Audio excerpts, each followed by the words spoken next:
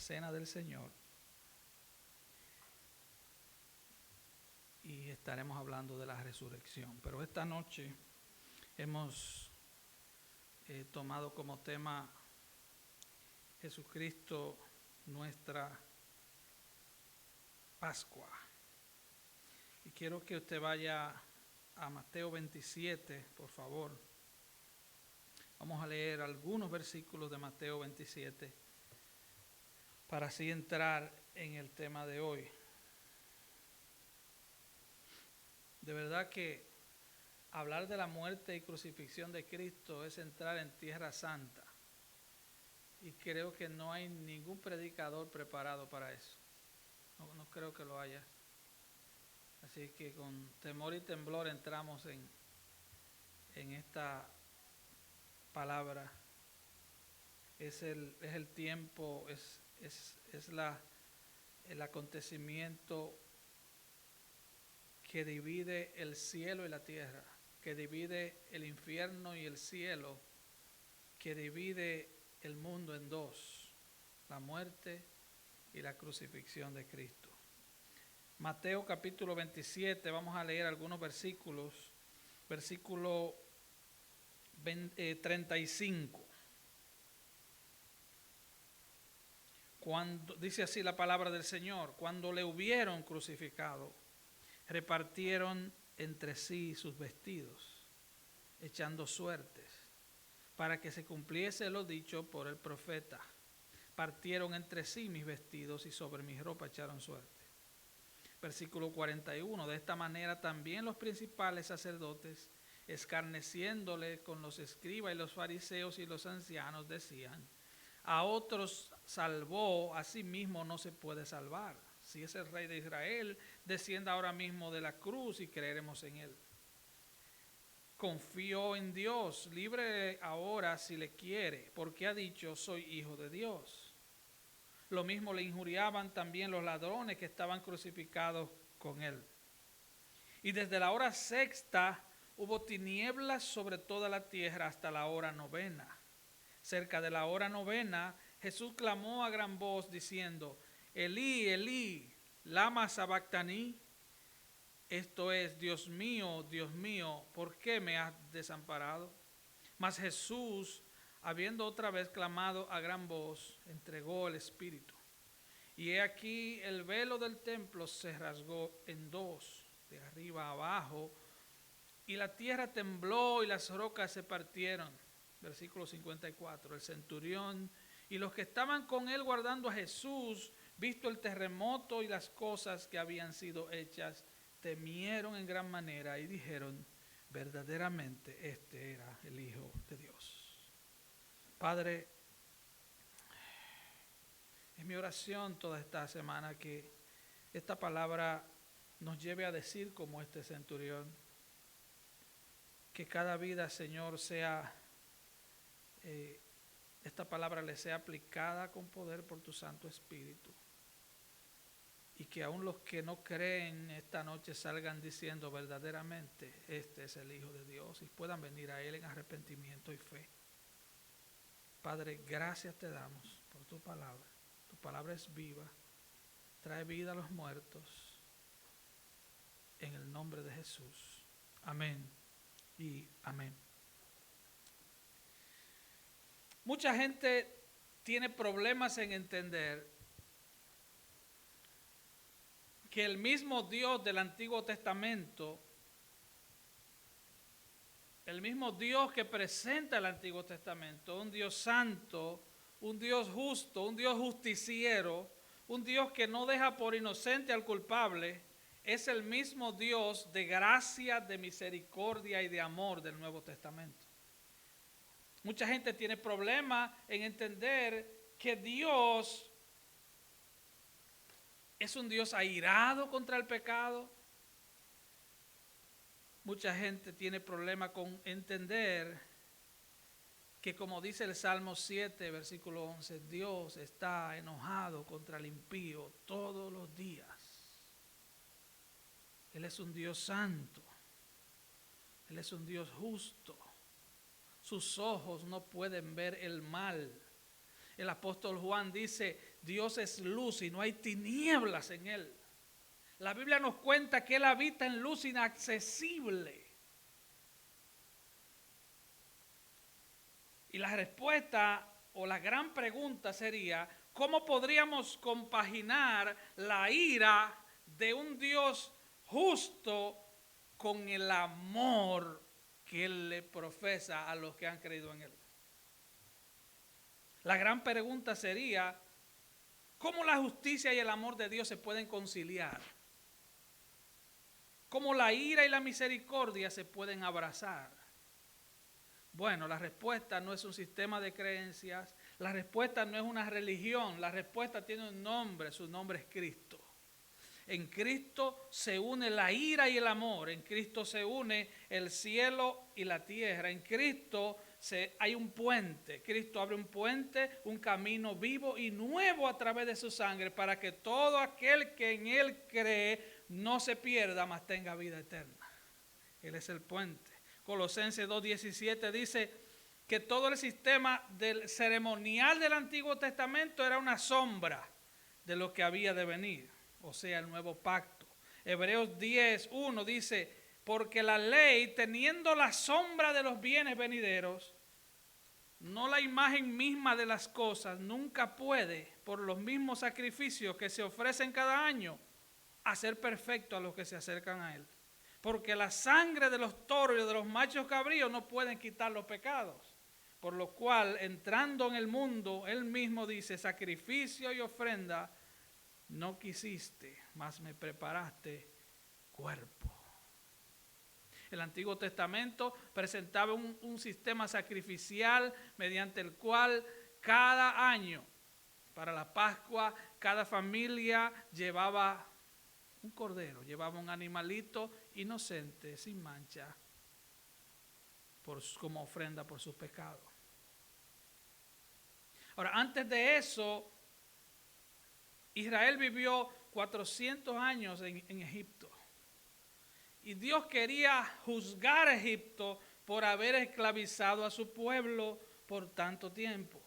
Y Dios estableció entonces un día en el cual libertaría a su pueblo de esa esclavitud. Y le envió plagas a la nación egipcia.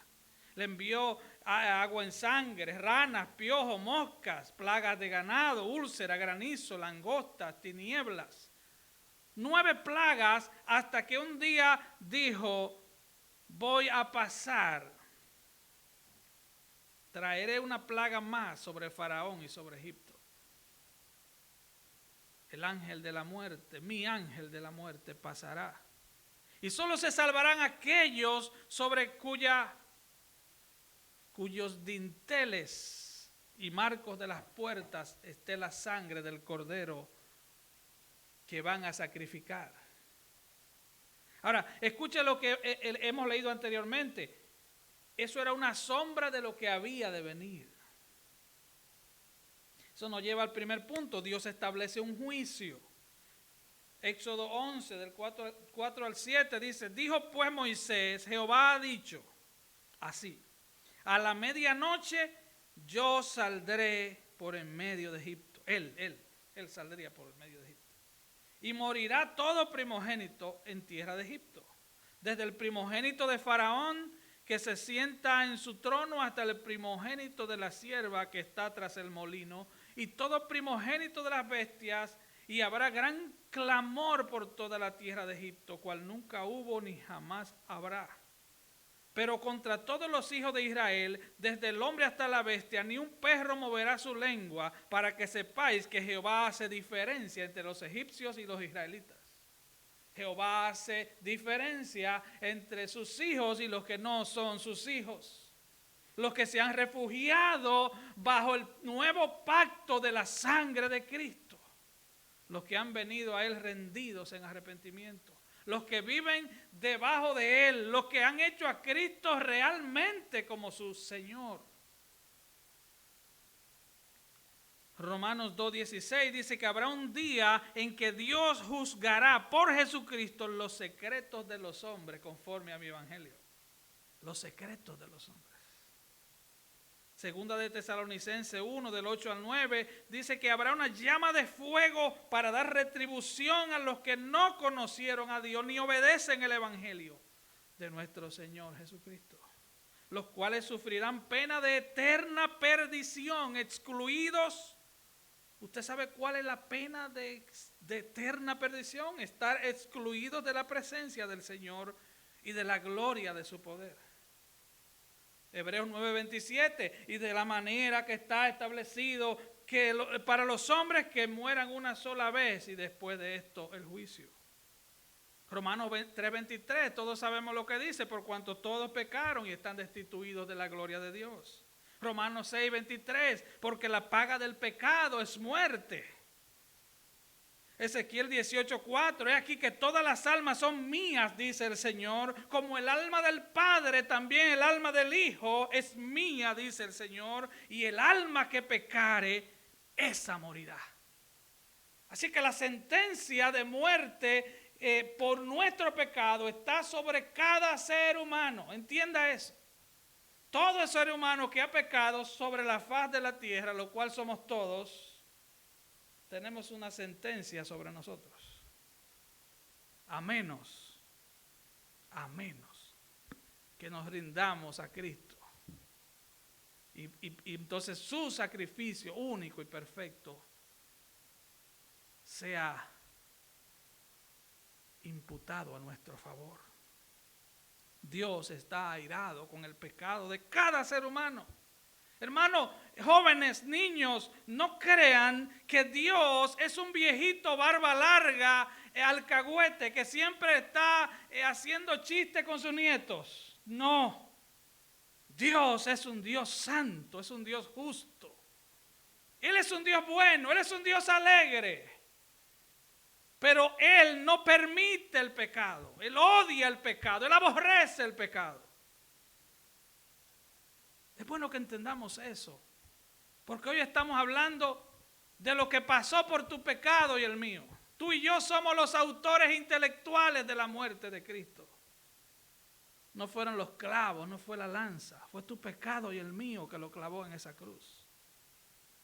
El pecado ofende a Dios. El pecado viola la ley de Dios. El pecado contamina nuestro servicio a Dios.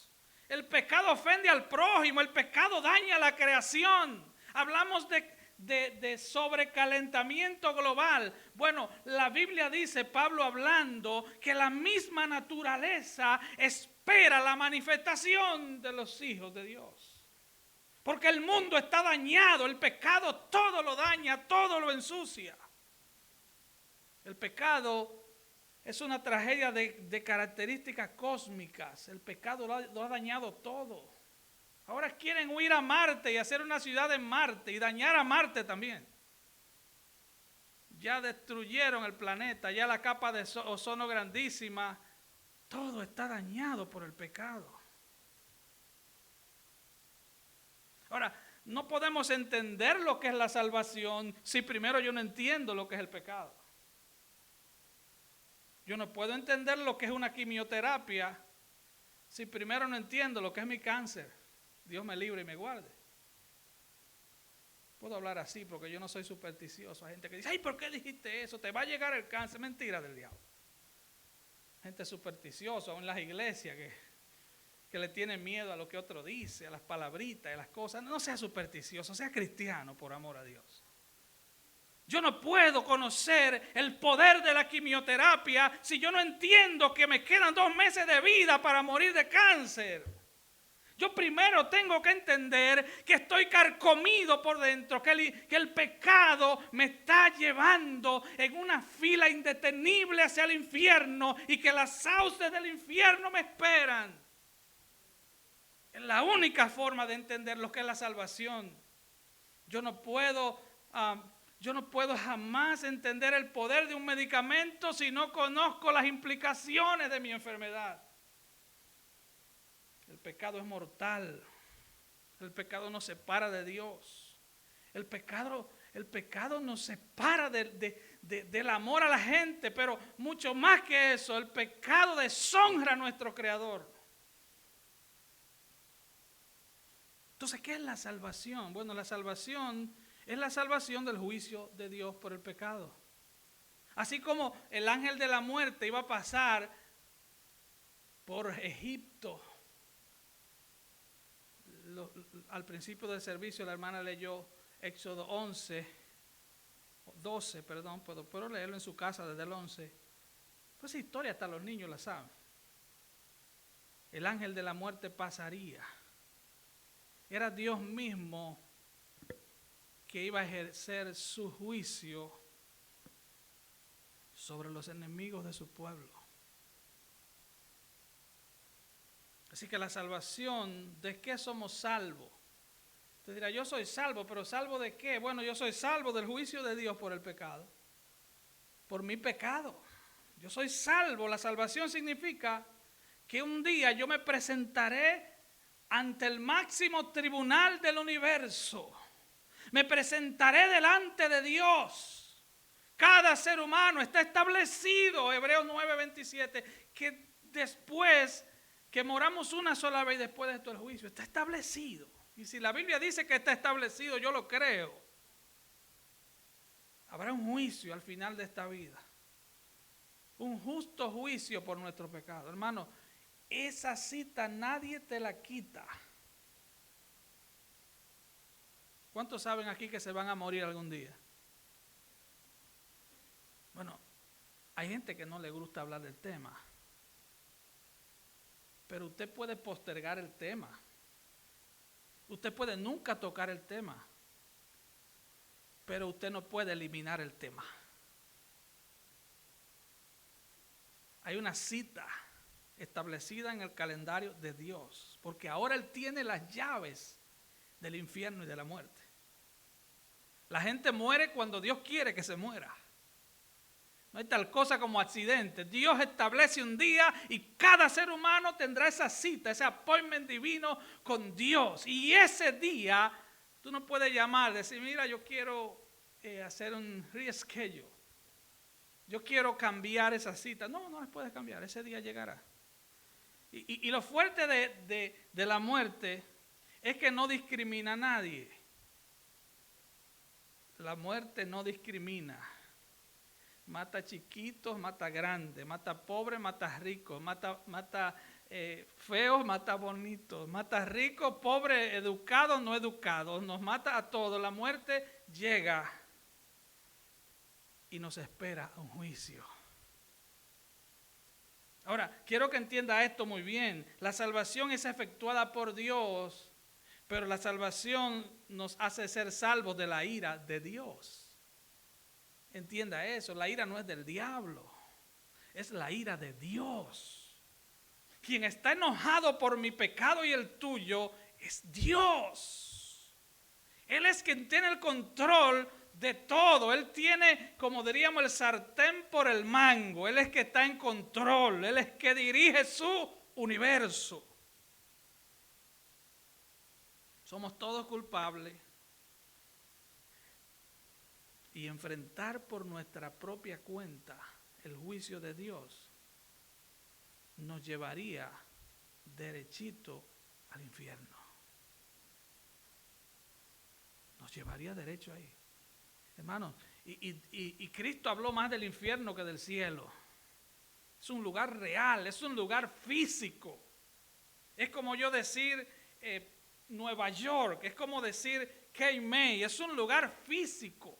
Donde personas físicas cada día van a habitar por la eternidad. Es un lugar de tormento. Y dice la Biblia que el gusano no muere ni el fuego se apaga. Pero lo peor del infierno no es ni el gusano ni el fuego. Lo peor del infierno es que están excluidos de la presencia de Dios por siempre. Excluidos de la presencia de Dios. Yo espero en el Señor y en mi oración que esta palabra te traiga de vuelta la adoración, de vuelta la fidelidad, de vuelta la humillación a Dios. Porque el que es salvo entiende eso y dice, oh, si tenemos tales promesas, ¿cómo yo no me voy a santificar? Así que somos salvos por Dios y somos salvos de Dios, de la ira de Dios. ¿Estamos entendiendo? Ahora, número 2, Dios estableció un método de salvación. Eso es lo bueno de Dios. Éxodo 12 dice, donde leyó la hermana, dice, habló Jehová a Moisés y a Aarón en la tierra de Egipto diciendo, este mes será principio de los meses. Hablen a toda la congregación. Tómense un cordero por familia. Dice, el animal será sin defecto, macho de 1 año, o sea, con todo su vigor. Por eso Jesús muere de 33 años.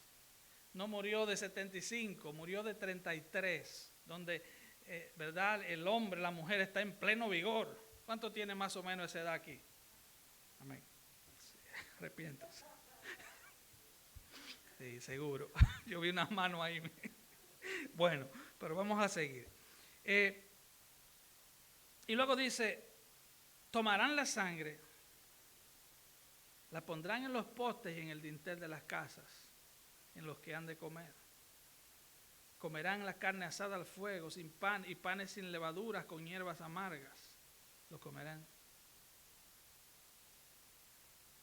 Ninguna cosa comeréis de él cruda, ni cocida en agua, sino asada. Ninguna cosa dejaréis de él hasta la mañana. El evangelio hay que comérselo entero. Las hierbas amargas nos hablan de las aflicciones de Cristo y de las aflicciones de los cristianos. Y luego dice, ceñidos vuestros lomos. Efesios 6 dice, ceñidos vuestros lomos con la verdad. Que la verdad te amarre, estés atado a la verdad. No hay mentiras blancas ni amarillas, hay mentira y hay verdad. Jesús dijo, yo soy la verdad. Dios es un Dios de verdad y el Espíritu Santo es llamado Espíritu de verdad. Y el padre de la mentira es el diablo. Así que los cristianos hablan verdad y los hijos del diablo hablan mentira. Escuchen, niños. Los cristianos hablan verdad. Aunque te den tu pela, di la verdad. Y así vas a estar bien con Dios, aunque te duela. Y luego dice, y vuestro bordón en vuestra mano, y lo comeréis apresuradamente. Es la Pascua de Jehová. Apresuradamente.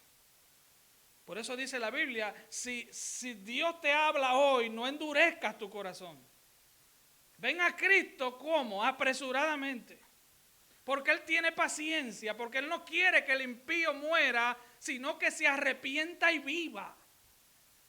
Pero déjeme decirle algo, Dios tiene paciencia, pero cuando Él va a hacer algo, lo hace apresuradamente.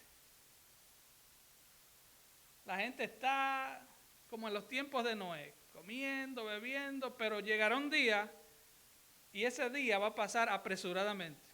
Y viene el Señor apresuradamente. Y la iglesia se va apresuradamente. E iremos al cielo con el Señor apresuradamente. Versículo 12, pues yo pasaré aquella noche por la tierra de Egipto y heriré a todo primogénito en la tierra de Egipto, así de hombres como de bestias. Ejecutaré mis juicios. Este es un Dios airado, hermano. Este es un Dios que no juega con sus enemigos. ¿Y quiénes son los enemigos de Dios? Oh, los que se resisten a rendirse a Él. Los que quieren vivir como Él quiere, como quieran. Solo aquellos que se someten en arrepentimiento al señorío de Cristo. Mucha gente le llama a Cristo Señor, pero hacer a Cristo Señor, hermano, significa que Él gobierna mi vida, que Él hace que yo hago su voluntad. Que yo no ando detrás de Él para que me beneficie, yo ando detrás de Él. Yo ando detrás de Él porque lo reconozco como Rey y Señor de mi vida. Porque he reconocido mi pecado y he venido a Él. Así es que Dios estableció el método de salvación. Vaya conmigo a Mateo 27.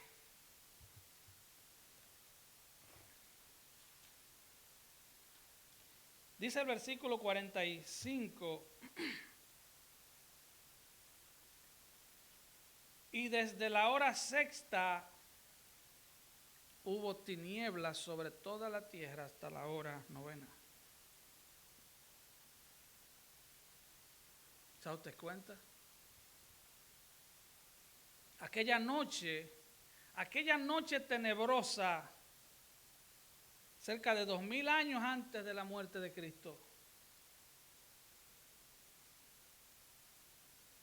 el Señor mató a todos los primogénitos, hombres, bestias, ricos, pobres. 2000 años después, hubo 3 horas de tinieblas. Y nos cuenta la Biblia en Mateo 27 que Cristo moría pendiente entre el cielo y la tierra. Hubo tinieblas. Y esas eran las tinieblas de Dios. En esas 3 horas, hermano, yo quiero que usted entienda esto. Porque Cristo murió por mí, Cristo murió por mí. Entienda, en esas 3 horas, Cristo sufrió millones de infiernos juntos. El infierno que nos correspondía a cada uno de nosotros, que hemos creído en Cristo, Él lo sufrió en 3 horas. Yo espero que eso traiga gratitud a su corazón. Que eso cambie su oración, que eso cambie su alabanza. En esas 3 horas Jesucristo sufrió millones de infiernos juntos para librar del infierno, del justo juicio de Dios a los que Él vino a salvar. Eso debe traernos gratitud. Hebreos 2, 9 y 10 dice, pero vemos a aquel que fue hecho un poco menor que los ángeles, a Jesús, coronado de gloria y de honra a causa del padecimiento de la muerte. En la cruz, Él fue coronado de gloria y honra. Porque Él vino a morir. Hay gente que dice, no, Él vino a enseñarnos a morir. A nadie hay que enseñarlo a morir, hermano. Para usted morirse nada más tiene que estar vivo. Algunos dicen, no, Él vino a enseñarnos a vivir. Un poquito de eso, pero esa no es la verdad completa. Porque ninguno de nosotros, ni el más santo de los hombres y las mujeres, va a poder alcanzar el estatus de vida de Cristo. Él fue perfecto. No hay nadie que pueda. Por eso su vida perfecta es atribuida a nuestra cuenta. Estar en Cristo, y Pablo menciona eso decenas de veces en sus cartas, estar en Cristo, es decir, que la vida de Cristo fue imputada a mi favor. Por eso el Padre me ve con favor, como dice aquel viejo himno. Cuando Dios la sangre ve, en la cual me lavó, el Padre me verá con favor. Pero Él no solo vino a imputarme su vida perfecta, sino que con su muerte, pagando en la cruz por mi pecado y el tuyo, esa justicia fue aplicada a mi cuenta también. Jesús fue coronado de gloria y honra a causa del padecimiento de la muerte, para que por la gracia de Dios gustase la muerte por todos. Primera de Pedro 1:19 dice que con la preciosa sangre de Cristo, siendo un cordero sin mancha, sin contaminación y destinado desde antes de la fundación del mundo, Cristo, aunque murió hace 2000 años, desde antes de la fundación del mundo estaba establecido que Él iba a morir por los que Él vino a salvar. Estaba establecido. Dios no tiene plan B. Dios no reacciona. Hay gente que se vuelve loco y cree como que Dios lo dejó, que Dios lo abandonó, que Dios se olvidó de ellos. Hermanos, Dios no se olvida de nadie porque Dios tiene una memoria perfecta. Él es un Dios perfecto, tiene un amor perfecto, una misericordia perfecta. Él es perfecto. Él es perfecto. Y todo lo que sale de Él es perfecto. Así que exactamente y absolutamente todo lo que te sucede en la vida está en las manos de Dios, controlado por Dios, en los planes de Dios. Eso nos lleva al tercer punto. Como nosotros somos salvos por Dios y salvos de la ira de Dios, Cristo tuvo que ser hecho maldición por nosotros. Dice Gálatas 3:13. Y ponga atención, Cristo nos redimió de la maldición de la ley. Dice Gálatas 3:13. Hecho por nosotros maldición, porque está escrito, maldito todo el que es colgado en un madero. Eso está en Deuteronomio 21:23. Maldito todo aquel que es colgado en un madero. Y el método de crucifixión era común. Miles y miles de gente murieron en la cruz en esa época. El asunto es que nunca en la historia de la humanidad había muerto alguien tan justo y tan santo como Jesús. Nunca un ser perfecto había sido clavado en una cruz. El juicio contra Cristo y la muerte de Cristo fue el acto de injusticia más grande que se ha cometido en la historia de la humanidad. Pero la muerte de Cristo también fue el acto de justicia divina más grande que se ha cometido en todo el universo. Porque mediante ese acto del Padre, miles, millones de personas que son salvas, que han sido salvas a través de los años, han podido ser sacados de la lista del infierno y van camino a la gloria. Segunda de Corintios 5:21, al que no conoció pecado, por nosotros, Dios lo hizo pecado, para que nosotros fuésemos hechos justicia de Dios en él. Al que no conoció pecado, por nosotros fue hecho pecado. Si queremos ver la gravedad del pecado, de nuestro pecado, miremos la cruz. Miremos la cruz. Recordemos ese momento. Entonces, ¿qué es la maldición de la ley? Dice Gálatas 3:13 que Cristo nos redimió de la maldición de la ley. ¿Para qué es la maldición de la ley? Bueno, voy a hablarle primero de lo que es la bendición de la ley. Número 6, 24 al 26, era la bendición sacerdotal. Que Jehová te bendiga y te guarde. Que Jehová haga resplandecer su rostro sobre ti y tenga misericordia. Que Jehová alce sobre ti su rostro y ponga en ti paz. Esa era la bendición de la ley. Y si usted lo lee en el hebreo, todas esas frases significan lo mismo. Que Jehová esté contigo. Porque si Jehová te bendice, te guarda. Si él te guarda, su rostro resplandece sobre ti y tiene misericordia de ti. Y si Él tiene misericordia de ti, Él alza sobre ti su rostro. Y si Él alza sobre ti su rostro, Él pone en ti paz, porque su presencia trae paz. Así que son varios términos que se repiten. Los judíos no son como los hispanos. Ellos para enfatizar algo lo repetían mucho. Los hispanos para enfatizar algo lo gritamos bien duro. Son culturas diferentes.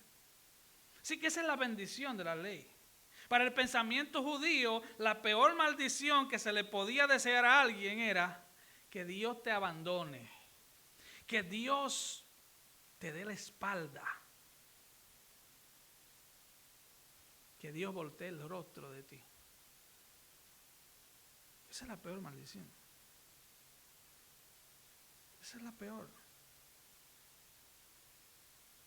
La peor maldición en la que puede caminar un ser humano es caminar siendo enemigo de Dios. Y todo aquel que no viene en arrepentimiento ante Cristo, la Biblia le llama enemigo de Dios. Yo sé que eso no es un mensaje popular. Esto no es un show de televisión, no estoy buscando ratings. Es la palabra del Dios viviente. Es la palabra de aquel que no miente. Es la palabra de Dios. Es la palabra eterna de Dios. Es la palabra que está establecida en los cielos. Es la palabra absoluta de un Dios absoluto.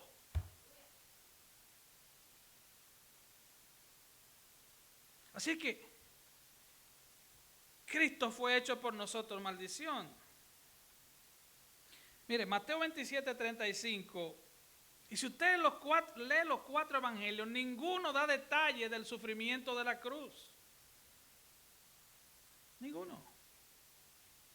Es más, Mateo fue tan escueto, tan breve, que dijo en 5 palabras, 1, 2, 3, en 4 palabras, Mateo 27:35, lo único que él dice de la crucifixión de Cristo es cuando le hubieron crucificado. Es lo único. Y no vamos a ignorar que Jesús sufrió como hombre los clavos, las espinas en la sien, los clavos en las manos y los pies, la lanza en el costado, la bofetada, los empujones. Él lo sufrió. Pero eso no fue nada comparado con lo que vino luego. Él fue hecho maldición, no solo por ser clavado en la cruz.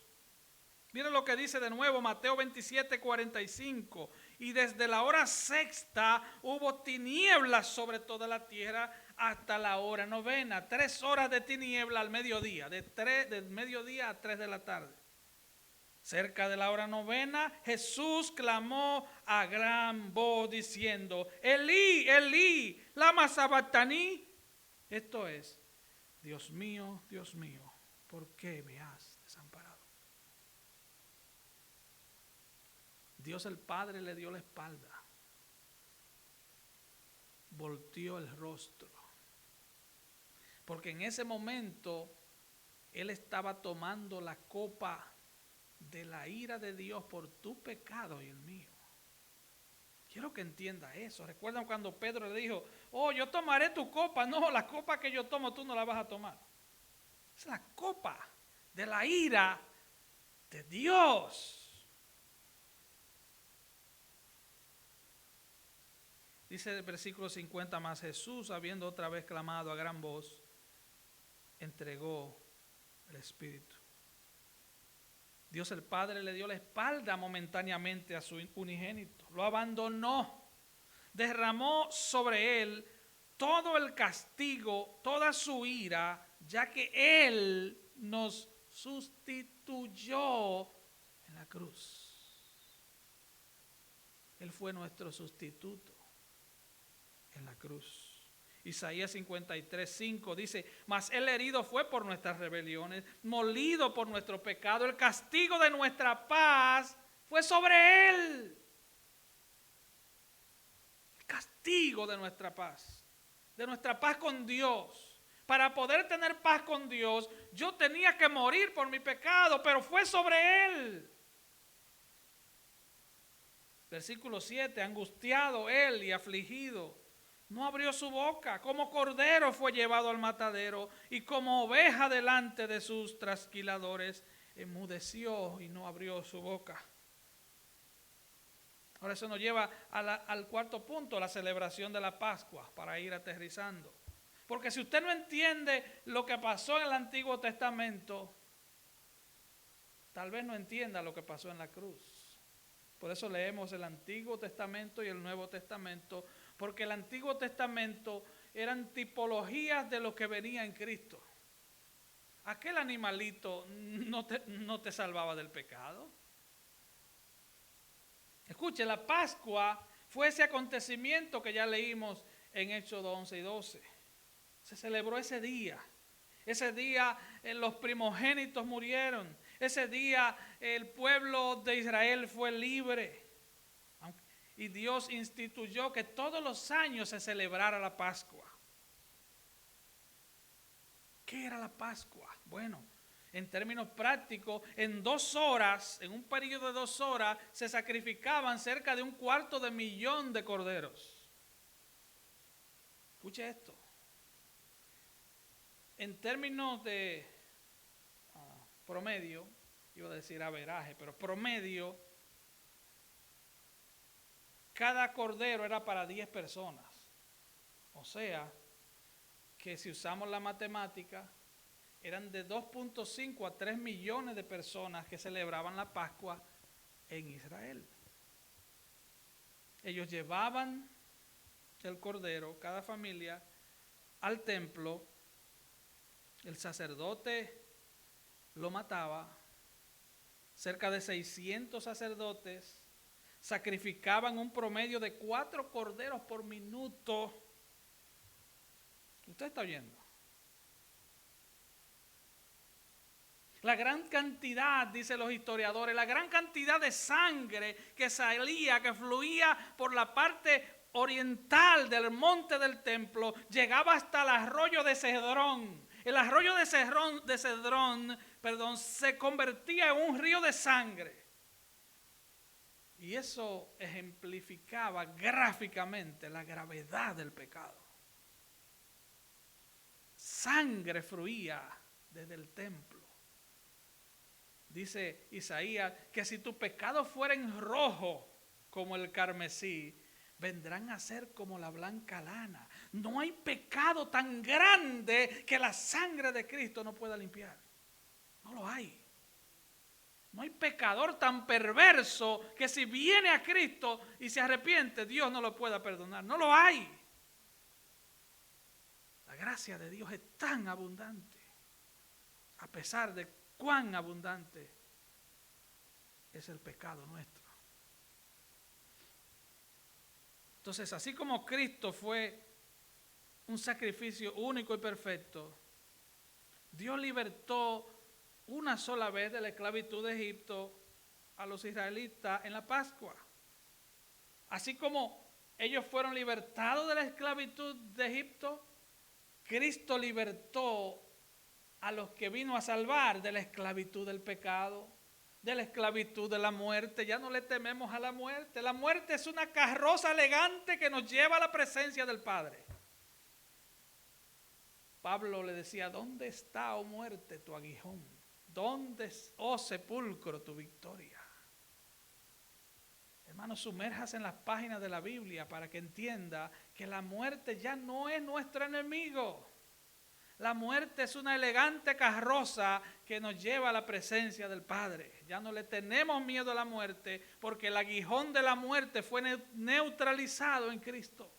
Ya no somos esclavos del pecado. Ya no estamos obligados a pecar porque fuimos libertados de esa mala naturaleza. Y ya no somos esclavos de Satanás. Él perdió contigo y conmigo, aleluya. Él perdió el negocio. Nuestra alma le pertenece a Cristo. Fuimos comprados con la sangre de Cristo. Éxodo 2, 12:2 dice, este mes os será principio de los meses. Para vosotros será este el primero en los meses del año. Dios instituyó que ese mes donde se celebraba la Pascua iba a ser el primer mes del año. O sea, Dios le cambió el calendario. Le dijo, no, el calendario de ustedes será especial. Y dice, y este día os será en memoria y lo celebraréis como fiesta solemne para Jehová durante vuestras generaciones. Por estatuto perpetuo lo celebraréis. Y hasta el día de hoy los judíos celebran la Pascua. Y dentro de la ceremonia, el hijo menor le pregunta al padre, ¿por qué celebramos esto? Y ellos les dicen, cuando nosotros éramos esclavos en Egipto, el Señor nos dijo que matáramos un cordero, que nos lo comiéramos entero, que lo asáramos al fuego y que esa noche, y que untáramos la sangre en los dinteles y en los postes de la casa, y que esa noche pasaría el ángel de la muerte y todo aquel que estuviera cubierto con la sangre, el ángel de la muerte pasaría de largo. Por eso me gusta más el nombre de la Pascua en inglés, Passover, pasó de largo. El diablo no tiene poder sobre ti, hermano. La muerte no tiene poder sobre ti. Porque ya Dios pagó, ya la sangre de Cristo está sobre ti. Y cuando decimos la sangre de Cristo, estamos diciendo la vida de Cristo. Levítico 17:11 dice que la vida de la carne en la sangre está. Así que no se vuelva tampoco ¿cómo decirlo? Hay gente que vive reclamando la sangre. No, hermano, eso no. Se van a unos extremos. No se vaya al extremo. Es la vida de Cristo. Cuando decimos la sangre de Cristo, es la vida de Cristo. Por eso Él botó sangre y después agua, porque botó toda su sangre. Una persona que se desangra ya no vive, ¿verdad? Eso no hay que ser médico para entenderlo. Ya no vive. Él entregó su vida. Así que, viendo ya lo que es la Pascua, vamos ahora a la Pascua que celebró Jesús, para que entendamos por qué Jesús es nuestra Pascua. Lucas 22:7. Llegó el día de los panes sin levadura, en el cual era necesario sacrificar el cordero de la Pascua. Lucas 22:7. Y el 8 dice, y Jesús envió a Pedro y a Juan diciendo, id, preparadnos la Pascua para que la comamos. Y no vamos a entrar en el detalle de la casa ni de esas cosas.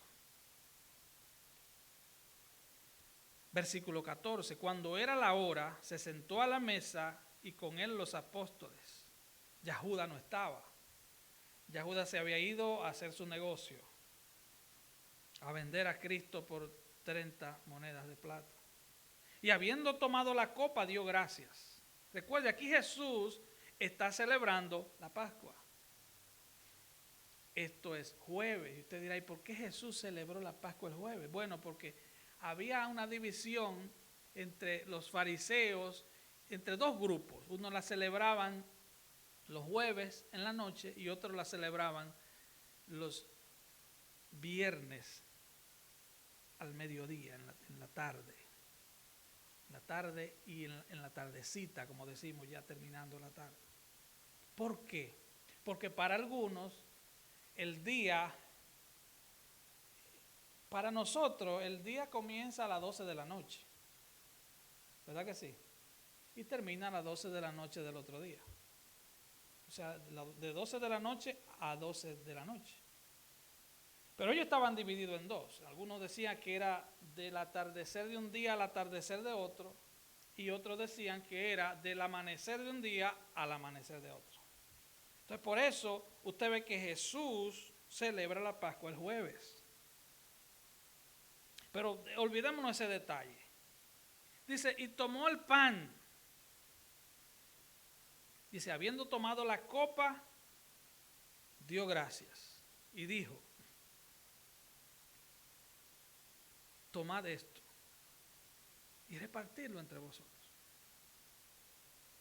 Y tomó el pan, versículo 19, y dio gracias y lo partió y les dio, diciendo, esto es mi cuerpo, que por vosotros es dado. En ese momento, nadie en la historia se había atrevido a cambiar la ceremonia de la Pascua. Jesús se atrevió. Lo que decía el que dirigía la ceremonia era, daba gracias y decía, este es el cuerpo del Cordero que ofrecimos para ser libre de Egipto. Él dijo, tomó el pan y dio gracias y lo partió y le dijo, esto es mi cuerpo, que por ustedes es dado. Hagan esto, no en memoria de Israel cuando salió de Egipto, hagan esto en memoria de mí. Versículo 20. De igual manera, después que hubo cenado, tomó la copa diciendo, esta es la copa, esta copa es el nuevo pacto en mi sangre, que por vosotros se derrama. ¿Usted está entendiendo? Él cambió la celebración de la Pascua, ya que en ese año Él sería el verdadero Cordero Pascual. A las 3 de la tarde de aquel viernes, la hora en que oficialmente, hermanos, oficialmente como nación, era matado, sacrificado el Cordero Pascual, a esa hora muere Cristo. A esa hora Él murió por tu pecado y el mío. A esa hora se cumplió lo que dijo Juan el Bautista en Juan 1:29. He aquí el Cordero de Dios que quita el pecado del mundo. A esa hora hubo tinieblas en toda la tierra. Y oiga lo que dice Mateo 27.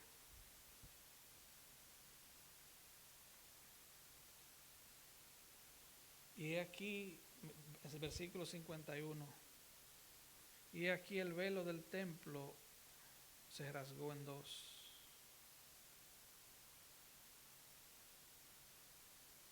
Cristo no solo cambió la liturgia de la Pascua,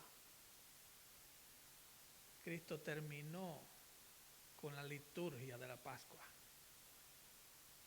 Sabemos por la historia que en el año 70 después de Cristo, o sea 40 años después, el general Tito Vespasiano destruyó el templo y nunca más se sacrificó un cordero. Jesús lo había dicho: de cierto no quedará piedra sobre piedra que no sea derribada. Él es el Cordero. Y no hay que matarlo otra vez. Él murió. Y no fue por culpa de judíos o de romanos. Yo pongo mi vida y la vuelvo a tomar. Eso recibí de mi Padre. Por eso mi Padre me ama. Fue una encomienda del Padre. Isaías 53:10 dice, para ir concluyendo, con todo eso Jehová quiso quebrantarlo. Hermano, eso es la Biblia que lo dice. Jehová quiso quebrantarlo sujetándolo a padecimiento. Los padecimientos de Cristo fueron impuestos por el Padre porque la demanda de justicia tenía alguien que pagarla. Y Él la cobró en el Hijo.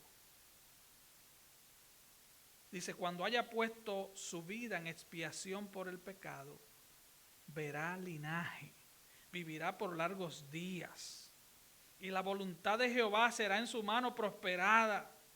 En Isaías 53, Isaías 735 años antes de la muerte de Cristo, está diciendo que Dios el Padre quebrantaría a su Hijo. ¿Para qué? Para poder limpiar, dice, para poder expiar el pecado de los que creerían en Él.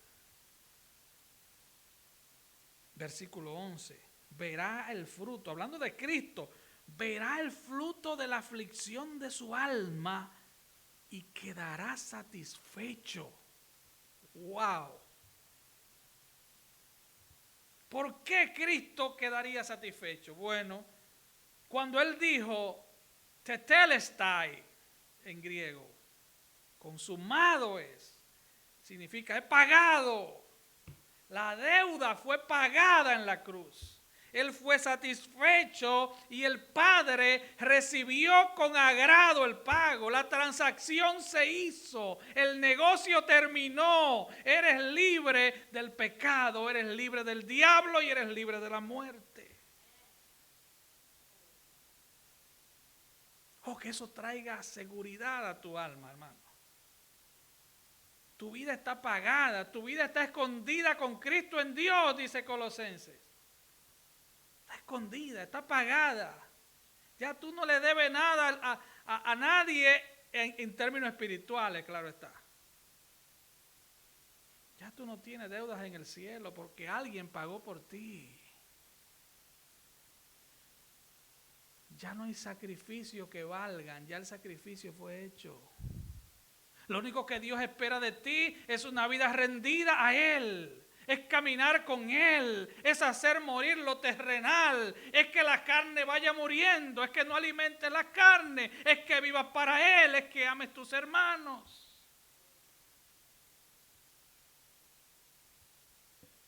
Verá el fruto de la aflicción de su alma y quedará satisfecho. Hebreos 12:2, y con esto termino. Dice, puesto los ojos en Jesús, el autor y consumador de la fe, el cual, por el gozo puesto delante de él,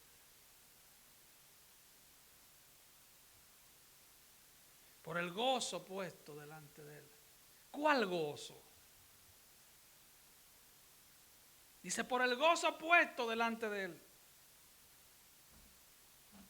fue a la cruz. ¿Por qué él tenía gozo? Bueno, por lo que dijo Isaías, porque él quedaría satisfecho.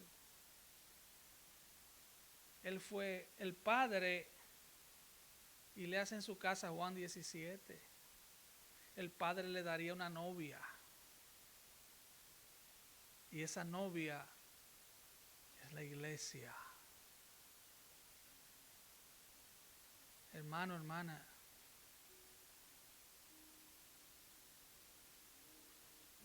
él se gozó, por eso fue a la cruz.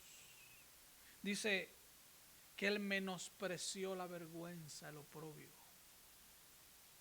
La palabra menosprecio significa eso mismo, menosprecio. Él le quitó el valor a la vergüenza. El Hijo de Dios, el Santo Hijo de Dios, que tenía la adoración de millares y millones de ángeles, casi desnudo en una cruz. Venir a nacer en un pesebre de una aldea desconocida, Nazaret. Vivir como un simple hombre, reducirse a un simple hombre y morir como un criminal, pero a él no le importó la vergüenza. Él sufrió la cruz con gozo, porque él sabía que iba a pagar tu deuda completa, hermano, completa. Vida eterna significa eso, eterna. No se trata solo de muchos años. Se trata de desde que eres salvo tienes vida eterna. Y comienzas a caminar como que la tienes. Yo no odio el pecado para ser salvo. Yo odio el pecado porque ya lo soy. Yo no estoy tratando de alcanzar el cielo. No, si usted es cristiano, usted tiene el cielo. Todavía estás aquí. Pero dice Efesios 1 que estás sentado en lugares celestiales con Cristo. Aleluya. Que no te secuestren los aleluya. Por el gozo puesto delante de él. El Padre lo afligió. Por nosotros lo hizo pecado. El Padre le dio la espalda, pero él se gozó. Porque sabía que tú estarías en su redil.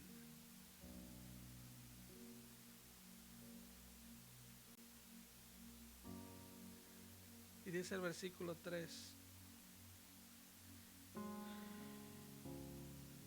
Considerad a aquel, a Cristo, que sufrió tal contradicción de pecadores contra sí mismo, para que vuestro ánimo no se canse hasta desmayar. Hermano,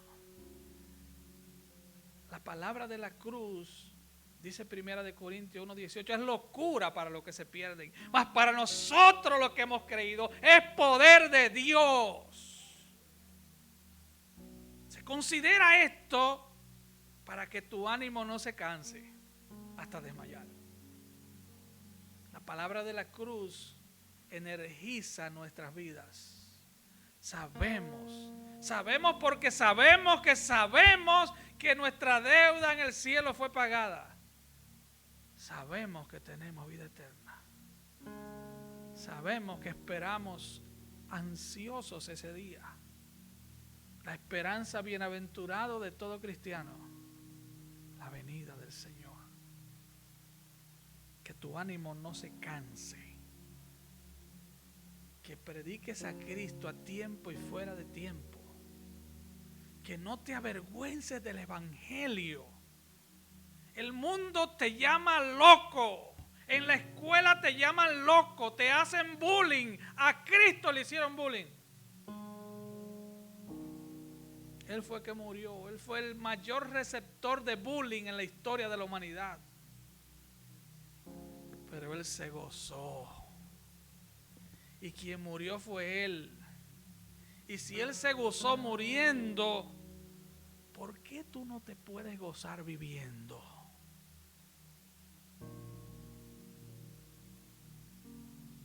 Oh, hermano, hermana, que la muerte de Cristo, que la palabra de la muerte de Cristo te devuelva el gozo en esta noche. Y que tú entiendas que eres de Cristo, fuiste de Cristo y serás de Cristo. Póngase de pie, por favor. Gloria a Jesús.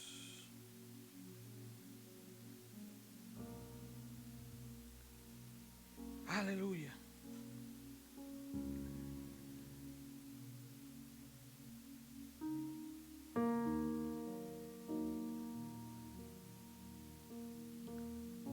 Gloria a Jesús.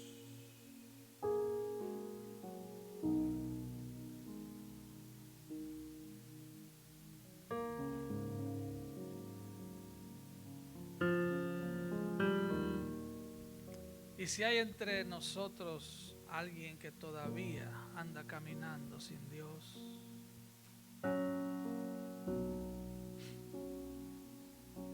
te quiero recordar que sus misericordias hoy son nuevas. Que aún las puertas de la gracia están abiertas. No tienes que ir al infierno. Ven a Cristo arrepentido hoy. No te estoy llamando al altar, ni te estoy llamando a mí, te estoy llamando a Cristo. Ven a Cristo el Señor. Arrepiéntete de todos tus pecados. Arrepiéntete de haber caminado de espaldas a Dios. Ven a Cristo y Él será amplio en perdonar, dice la palabra.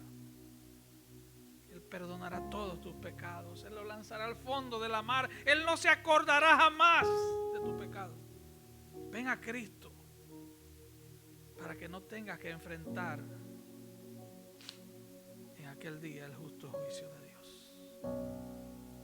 Ese seguro, ciertísimo juicio que dice Apocalipsis, Juan, que él vio grandes y pequeños de pie ante Dios. Y el que no fue hallado inscrito en el libro de la vida fue lanzado al lago que arde con fuego y azufre. Amigo, tú puedes posponer una cita en la corte de la ciudad, en la corte estatal o federal. Un buen abogado y un poco de dinero o mucho dinero puede resolver eso. Pero ni todo el oro del mundo podrá cambiarte esa cita.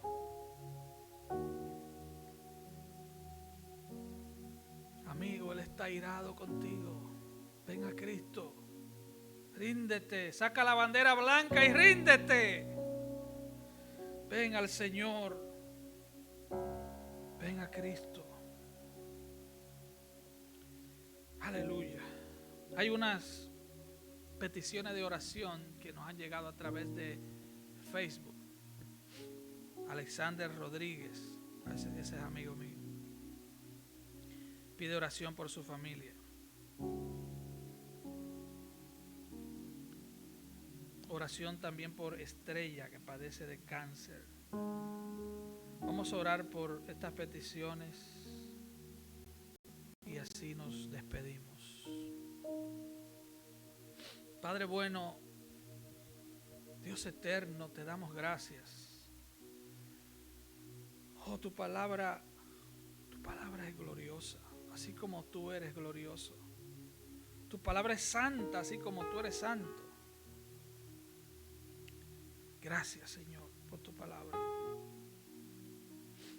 Ayúdanos ayúdanos a por lo menos asimilar un poco lo glorioso de tu cruz, lo glorioso de tu sacrificio, los terrores de la terrible y a la vez hermosa cruz. Ayúdanos, Padre, a entender un poco, por lo menos un poco, para que podamos vivir para ti, Señor, para que podamos agradarte en todo. Señor, ayuda a esta iglesia a ser una iglesia tuya, Señor, que vivamos para ti, que nos rindamos de verdad a ti. Señor, bendice a mis hermanos, bendice cada familia aquí representada. Señor, yo oro por Alexander Rodríguez, oro por su familia. Padre, no sabemos la condición, no sabemos el problema, pero tú lo sabes todo. Oramos por Estrella. Estrella padece cáncer. Señor,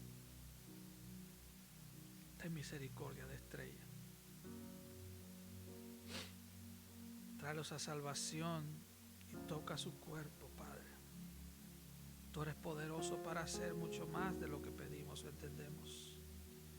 Estrella está en tus manos. Si es creyente, dale fortaleza en medio de su aflicción. Y si no lo es, tráela a tus pies, Señor.